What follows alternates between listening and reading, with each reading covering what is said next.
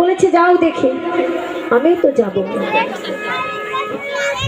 এক পা দু পা করে গেলে পদ্মাকে ঢেকে বলছে, পদ্মা আমি যা যা চেয়েছিলাম সবকিছু তুমি পরিপূর্ণ দিয়েছো।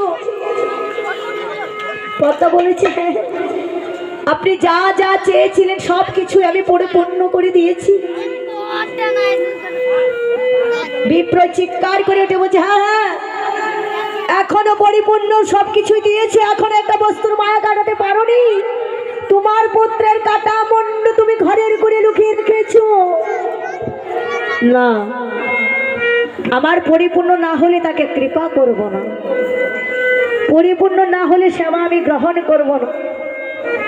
পদ্মা বলেছি হে বিপ্র, আমাকে একটি কাদার মতো বস্তু দিয়ে যাও। বিপ্র এই জগতে আমাকে মা বলার মতো আর কেউ নেই। সম্বল ছিল আমার বিষয়। বিশ্বর কাটামুটো কেন গুণের কোণে লুকিয়ে রেখেছি জানো? আমার তো আর কেউ নেই। যখন এই বিষয়ের কথা মনে পড়বে, বিষয়ের কাটা মুন্ডু বুককে জড়িয়ে একটু দুঃখ সুখ আমি নিবারণ করবো না।